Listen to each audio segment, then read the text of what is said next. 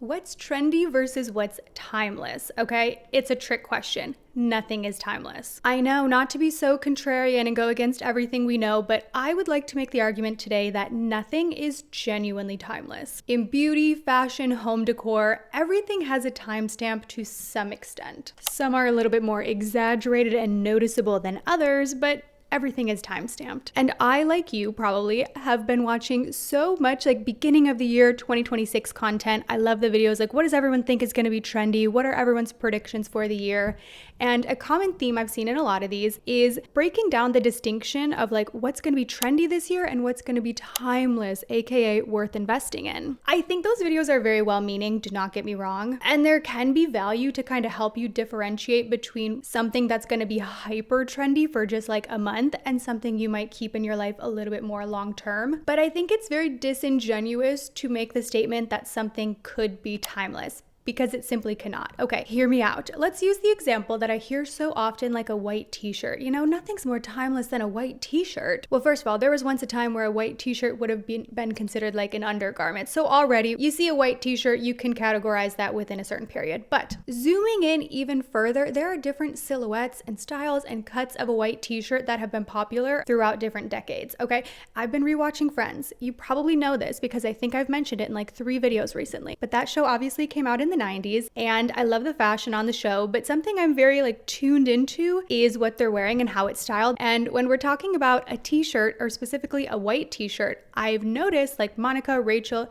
the silhouette that they're wearing, it's a tight white tee, usually like a scoop neck, sometimes cropped because high-waisted was really big at the time. But when I see the t-shirt, like you could cut off the rest of their body and I just see the t-shirt and I can place that in an era because of the cut of the t-shirt, okay? And then I think about when I was like in high school, you know, in like the late 2000s, the silhouette you would see of a white t-shirt was a V-neck. Okay, that was the V-neck era. If you were gonna wear a t-shirt, it had a V. And if you would have tried to wear more of that fitted tee with like a cap sleeve in the year 2010, it would have looked very dated, even though it is still this quote unquote timeless white t-shirt. Flash forward 5-10 years into the mid 2010s, it was all about the cropped fitted t-shirt. All of these examples are a white t-shirt, but none of them are or even could be timeless because some characteristic of the t-shirt timestamps it to that era. And I know you're like, okay, sure, Kelly, but why do I care? Okay, this is why I think this matters and why specifically I think it's very relevant this time of year. I view this as an extension of the video that I just posted. If you haven't seen it, it was all about not decluttering, which again, I know is the opposite of what we were taught, like, oh, start the beginning of the year fresh, get everything out. But what I proposed in that video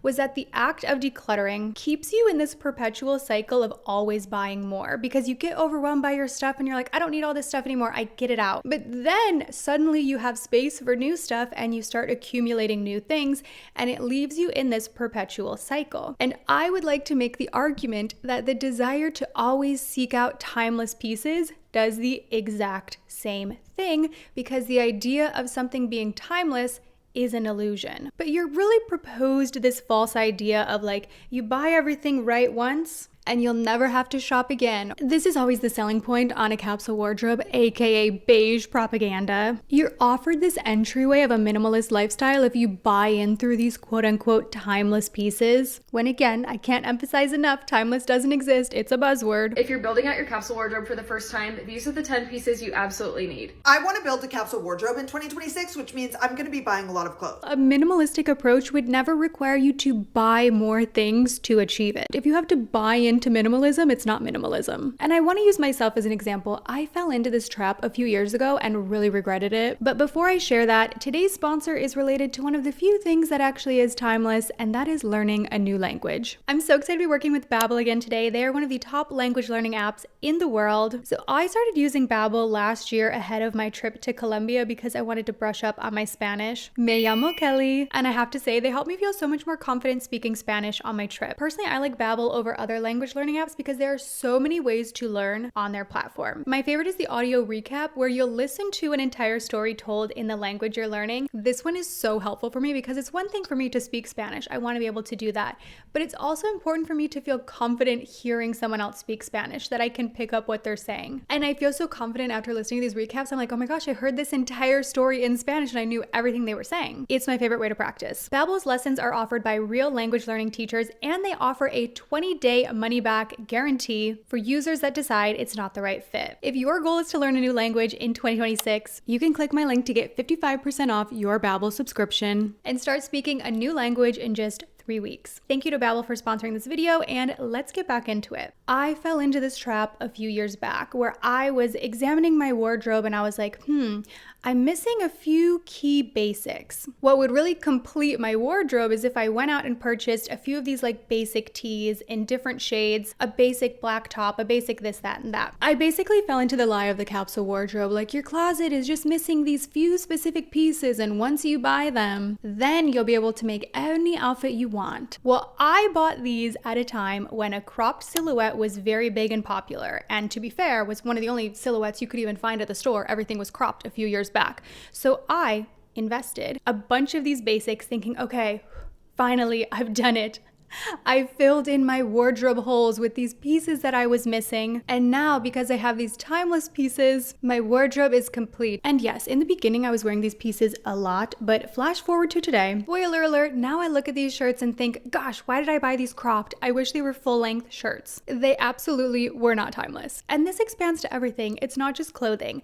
I saw a creator talking about her engagement ring. She got engaged in like the 2010s when it was very popular at the time to wear rose gold, and another big trend at the time was a morganite stone, which is this like cute pink shade that ties in with the rose gold. And again, she got engaged at the time when that was like a very popular it type of ring, and she said, you know, I'm getting a new ring now because this feels very dated to me. I want something that feels a little bit more timeless. So she goes and picks out this new quote unquote timeless ring. It's a thin band with a big stone, and I can't help but look at the irony here because neither one of those are timeless. The new version of the ring is very much what is popular now in the mid-2020s, what we will associate with this time period 20 or 30 years down the road, because nothing is timeless. Let's use polka dots as like a hyper current example. They've been incredibly trendy recently, and I've heard a lot of online discourse asking if polka dots are a micro trend, a trend, or are they timeless? According to me, you already know my answer. Polka dots are not timeless because nothing is timeless. Instead, I would consider polka dots to be classic. It's certainly not a micro trend. It's a predictable pattern that we know will come in and out of style. But the reason I would argue polka dots are not timeless, think back 5 years ago. The general public mostly looked at polka dots as being kind of tacky. This is not just my opinion. I'm going back through like media from that time. Every description I was seeing is like, polka dots are ugly, polka dots are tacky. It was very uncommon to see people wear polka dots like this 5 years ago. But now they're everywhere we look. It's very trendy at the moment, but again, it's not timeless because you associate it with a specific period of time. But again, with the example of my t-shirts or this woman's wedding ring, the lie of timelessness is created to sell you something. I've seen so many people filling their wardrobe with polka dots thinking, oh, well, this is a timeless print. I've clearly fell a little bit victim to the polka dot trend.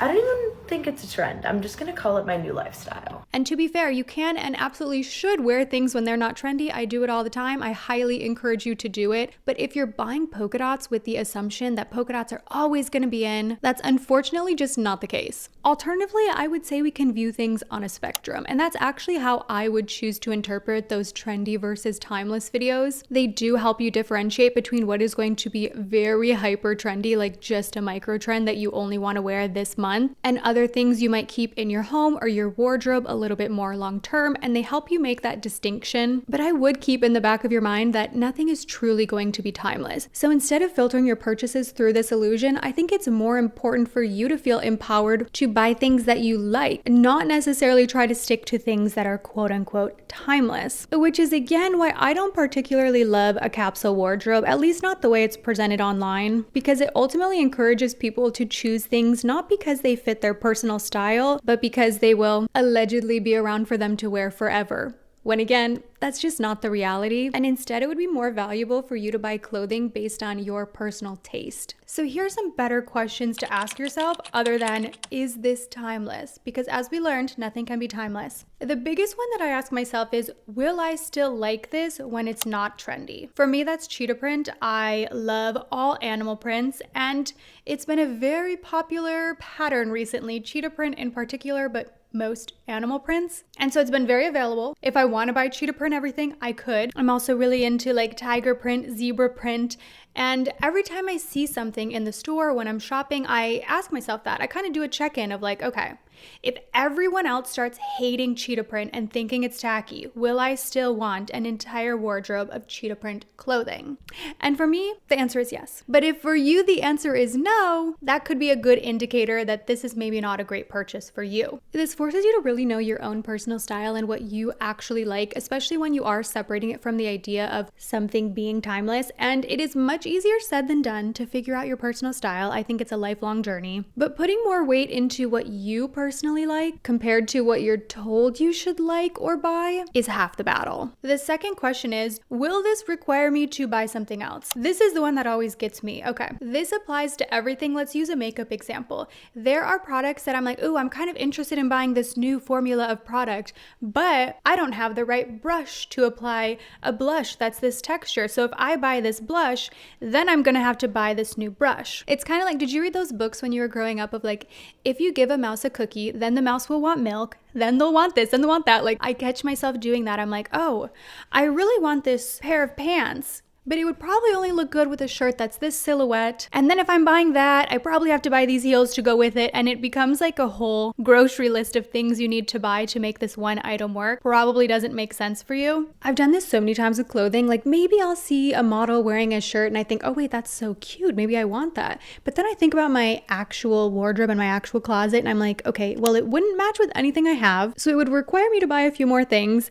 And for me, that's always the indicator that it's probably not my style to begin with. Like if it really was my style, I would have the other things to match with it. If it does not go with anything, that tells me everything that I need to know. I've done it in my home as well, where I will buy a painting or something and I'm like, oh, this would look so cute on my wall if I had a little gallery light above it. And then again, this one singular purchase turns into two purchases because it really didn't fit into my life to begin with, and I'm kind of having to force it to fit by having to buy additional things to supplement it with. The next question is, will this hold up? Like, is it well constructed? That is a much better indicator of the lifespan of a product than whether it's timeless or not. And even like, okay, let's be honest, everything always comes back into fashion. If you wait long enough, something will be back. And an example for me, it's a little more recent, is hunter boots. Okay. So when I was in college in the like mid 2010s, hunter boots were like the shoe. I had red hunter boots. I thought they were so cute. I wore them all the time. It was like my favorite thing. I loved those shoes. And to be fair, there were quite a few years where those shoes were out. You know, I'm going to put that in air quotes because I certainly still wore them. It's a rain boot. It's a practical shoe. Like I'm not going to stop wearing it, but I didn't feel as like in fashion when I was wearing them, which let's be honest as well, really doesn't matter. It's a rain boot. But anyways, where I'm getting at with this, suddenly they're back. I'm seeing all the girlies wear their hunter boots and I'm like, okay, look at me. They're still in my closet. I still have my red hunter boots. It's a shoe that I've had for a long time, but it's well constructed. It has lasted. That's another takeaway here is nothing can really be timeless, but everything will come back into fashion. So better question is, do you like it? And I want to be clear, I'm not saying nothing is timeless as an argument for you to hop on every micro trend. That is not at all what I'm saying. Instead, I'm encouraging us to stop buying into this illusion because a lot of times it not only stifles our creativity, we're not buying things because we like them and they represent us well, we're buying them for this false promise that it will mean we're always in style and we never have to buy more. But instead, I hope this conversation can kind of return some agency to you. Instead of being held back by the question of, is this timeless? Will this be timeless? I hope we can kind of replace that with our own judgment of whether we like the product or not. Again, this idea kind of builds on that declutter video, so if you haven't seen it yet, it will be linked right here. Thank you so much for watching. Thank you to Babbel for sponsoring this video, and I will see you in my next one. Bye!